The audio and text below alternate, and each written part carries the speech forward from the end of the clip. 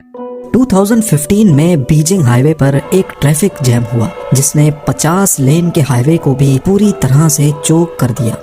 1980 میں French auto route high وے پر traffic jam اتنا شدید تھا کہ 175 کلومیٹرز تک گاڑیاں پھنسی رہی۔ پیرس سے لے کر لیو تک اس ٹریفک جیم کو کلیئر ہونے میں کئی دن لگ گئے تھے۔ اسی طرح برازیل، جرمنی اور امریکہ سمیت دنیا کے کئی حصوں میں ٹریفک جیم ہوتے رہے ہیں جہاں گاڑیاں 12 دن تک بھی پھنسی رہنے کی خبریں ملی ہیں۔ پر آج میں جس ٹریفک جیم کے بارے میں بات کروں گا وہ جان کر یقیناً آپ بھی حیران ہونے والے ہیں۔ یہ ٹریفک جیم کچھ دن، ہفتوں یا مہینوں کا نہیں بلکہ حیرت انگیز طور پہ پورے 8 سالوں تک چلتا رہا۔ دنیا کا سب سے لمبا اور سب سے مشکل ٹریفک جیم سوئز کینال میں پیش آیا تھا جہاں شپس اور ان میں موجود ہزاروں کریو ممبرز اگلے 8 سالوں تک بری طرح سے پھنسے رہے۔ ہائی ویز اور ایکسپریس ویز پر ٹریفک جیم کھلوانے کے لیے زیادہ سے زیادہ کئی دن لگ سکتے ہیں، لیکن سوئز کینال میں ہونے والے جیم کو کھلوانا کسی کے بس کی بات ہی نہیں تھی۔ آئیے اتہاس کے اس انوکھے اور سب سے لمبے عرصے تک چلنے والے ٹریفک جیم کی انٹرسٹنگ اسٹوری جانتے ہیں۔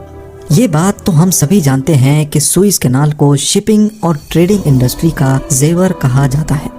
1869 سے پہلے جب شپنگ انڈسٹری کے پاس سوئز کینال کا تحفہ نہیں تھا تو یورپ اور ایشیا کے درمیان شپس کو آل دا وے افریقن کانٹیننٹ سے گھوم کر یورپ جانا پڑتا تھا۔ سوئز کینال نے شپنگ انڈسٹری کا یہ مہینوں کا سفر دنوں میں بدل لیا اور اب یورپ سے شپس میڈیٹرینین سی سے ہوتی ہوئی ڈائریکٹلی ریڈ سی پہنچ کر ایشین کانٹیننٹ کو ایکسیس کر سکتی ہیں۔ اس روٹ کو استعمال کر کے ہر شپ قریب 10,000 کلومیٹرز کا فاصلہ بچا لیتی ہے۔ اس کے علاوہ افریقن واٹرز میں کئی پائرٹ گینگز یہاں سے گزرنے والی شپس کو لوٹ لیا کرتے تھے، جن میں صومالین پائرٹس اور ویسٹ افریقن پائرٹس کافی فیمس ہیں۔ یہ پائرٹس شپس کو زبردستی روک کر کروڑوں ڈالرز کا مال لوٹ لیا کرتے تھے اور کریو کو ہوسٹیج بنا کر اپنی مانگیں بھی پوری کرواتے تھے۔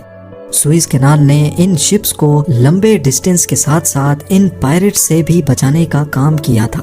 یہ واقعہ ہے 5 جون 1967 کا، جب صبح سویرے 15 کارگو شپس سوئز کینال کی میڈیٹرینین سائڈ سے انٹر ہوتی ہیں۔ نارملی شپس کو یہ کینال کراس کرنے میں 12 گھنٹے لگتے ہیں، لیکن آج ان کا یہ گھنٹوں کا سفر سالوں تک لمبا ہونے والا تھا۔ اس بات کی بھنک ان کو ذرہ برابر بھی نہیں تھی۔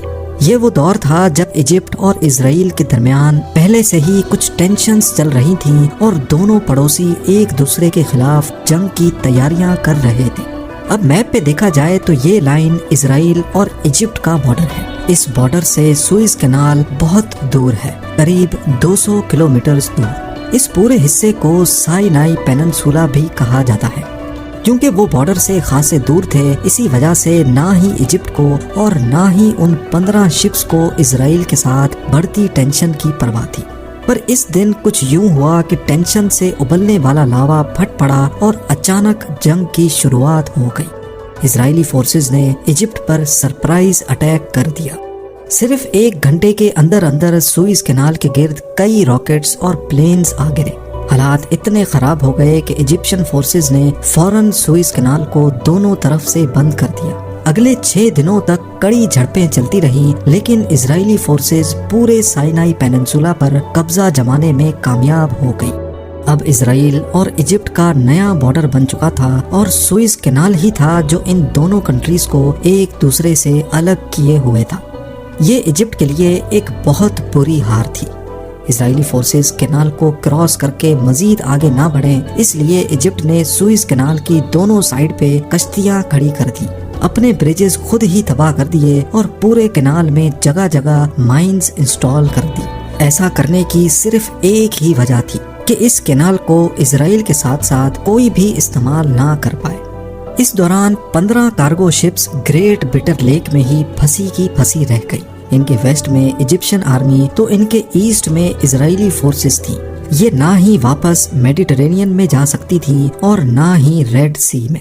ان شارٹ ان شپس کے پاس اسی لوکیشن پہ کھڑے رہ کر ویٹ کرنے کے سوا اور کوئی آپشن نہیں بچا تھا۔ ان کے علاوہ کئی 100 اور شپس بھی تھیں جن کو میڈیٹرینین اور ریڈ سی میں ہی روک دیا گیا تھا۔ سب اسی امید میں کھڑے تھے کہ شاید معاملہ سلجھ جائے، لیکن معاملہ مزید گمبھیر ہوتا جا رہا تھا۔ دن گزرتے گئے، ہفتے اور پھر مہینے، لیکن ایجپٹ اور اسرائیل کے درمیان کشیدگی ختم نہ ہو سکی۔ اس سب کا نقصان پوری دنیا کو ہو رہا تھا۔ شپمنٹس ڈیلے ہو گئیں اور فریٹ چارجز کئی گنا بڑھا دیے گئے۔ جو شپس پہلے سوئس کو استعمال کر کے یورپ سے مڈل ایسٹ اور ایشیا جایا کرتی تھیں، ان کو اب دوبارہ سے افریقن کانٹیننٹ سے گھوم کر جانا پڑ رہا تھا۔ اس جنگ کی وجہ سے جہاں پوری دنیا کو نئے چیلنجز فیس کرنا پڑ رہے تھے، وہیں ٹریفک جیم میں پھنسی 15 شپس اور ان میں موجود کریو اپنی ہی مصیبت میں گرفتار تھے۔ ان میں British, German, Swedish, Polish, French, Bulgarian, Czechoslovakian اور امریکن شپس بھی موجود تھی۔ کئی مہینوں کے بعد جب ان کو کلیئر ہو گیا کہ یہ مسئلہ اتنا جلدی ختم ہونے والا نہیں، تو شپنگ کمپنیز نے زیادہ تر کرو کو واپس بلوا لیا، جبکہ ایک شپ پہ صرف 10 لوگوں کو مینٹیننس کے لیے چھوڑ دیا گیا۔ ہر دوسرے تیسرے مہینے یہ 10 لوگوں کا کرو بھی چینج کر کے نیا کرو بھیجا جاتا تھا، صرف اس امید میں کہ شاید ایک دن وہ اپنی پھنسی ہوئی شپس یہاں سے نکالنے میں کامیاب ہو جائیں گے۔ اتنے عرصے تک ایک ساتھ رہتے رہتے 15 شپس کے کرو میں دوستی بڑھتی گئی۔ انہوں نے اپنے آپ کو اس ڈپریشن سے نکالنے کے لیے ایکٹیویٹیز کا انتظام بھی کیا۔ جرمن شپ پہ ایک چھوٹا چرچ کھولا گیا جہاں ہر سنڈے کو سارے کرسچنز جمع ہوتے تھے۔ بلغیرین شپ پہ ہر روز مووی نائٹ کا بندوبست کیا جاتا۔ سویڈش شپ پہ پول پارٹیز اور برٹش شپ پہ فٹ بال کھیلی جاتی تھی، حتیٰ کہ انہوں نے یہیں بٹر لیک کے بیچوں بیچ اولمپک گیمز بھی کروائی تھی، جس کو بٹر لیک اولمپکس 1968 کا نام دیا گیا تھا۔ ایک کے بعد ایک سال گزرتے جا رہے تھے، لیکن یہ شپس ایک ہی جگہ پر کھڑی رہی۔ آخرکار ایک وقت ایسا آیا کہ ان کے اوپر مٹی کی لیئر جم چکی تھی۔ کیونکہ یہ نیوٹرل شپس تھیں اور ان کا اس لڑائی سے کوئی لینا دینا نہیں تھا، اسی وجہ سے ان کو کھانا پینا پہنچانے کے لیے نہ ہی اسرائیل کو اعتراض تھا اور نہ ہی ایجپٹ کو۔ 6 سالوں کے بعد 1973 میں یہ جنگ ایک بار پھر سے شدت اختیار کر گئی، لیکن اس بار حملے کی شروعات ایجپٹ کی طرف سے ہوئی۔ ایجپٹ اپنی پوری طاقت کے ساتھ سائنائی پیننسولا میں گھسا اور اسرائیلی فورسز کو کافی اندر دھکیل دیا۔ دونوں طرف سے بھرپور حملے کیے گئے، لیکن اس بار ایک اسرائیلی راکٹ نہ چاہتے ہوئے بھی پھنسی ہوئی امریکن شپ پہ آ لگا اور وہ تباہ ہو کر ڈوب گئی۔ ہفتہ چلنے والی یہ لڑائی دونوں طرف ہزاروں کیجولٹیز کا باعث آخرکار 24 اکتوبر 1973 کو دونوں کے درمیان سیز فائر ایگریمنٹ ہوا اور دونوں کنٹریز نے اپنے اپنے ٹروپس واپس بلوانا شروع کر دیے۔ 6 سالوں تک چلنے والی جنگ تو اب ختم ہو چکی تھی، لیکن ٹریفک جیم میں پھنسی شپس کے لیے جیسے ابھی تک جنگ چل رہی ہو۔ ان 6 سالوں میں سوئز کینال کے اندر بوٹس، شپس، پلینز اور راکٹس کا ملبہ بکھر چکا تھا۔ اس کے علاوہ یہاں ایجپٹ نے مائنز بھی انسٹال کر رکھی تھیں، اسی وجہ سے شپس کا یہاں سے نکلنا ابھی بھی ممکن نہیں تھا۔ سوئز کینال کو اچھی طرح صاف کرنے میں ایجپٹ کو اگلے 2 سال لگ گئے۔ 5 جون 1975 وہ دن تھا جب سوئز کینال کو 8 سالوں کے بعد کھولا گیا۔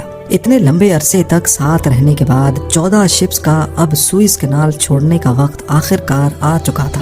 یہ جب واپس اپنی کنٹریز میں پہنچی تو ان کا خوب دھوم دھام سے استقبال کیا گیا۔ پورے 8 سالوں تک بند رہنے کے بعد سوئز کینال میں ٹریفک دوبارہ سے بحال ہونے لگی۔ اتنی بڑی ٹریفک جیم ہسٹری میں نہ ہی پہلے کبھی ہوئی تھی اور نہ ہی اس کے بعد آج تک ہوئی ہے۔ دوسری طرف ایجپٹ اور اسرائیل کے ریلیشنز بہتر ہوتے گئے۔ اسرائیل نے پورا سائنائی پیننسولا ایجپٹ کو واپس کر دیا اور ایجپٹ وہ پہلی عرب کنٹری تھی جس نے اسرائیل کو ریکگنائز کیا تھا۔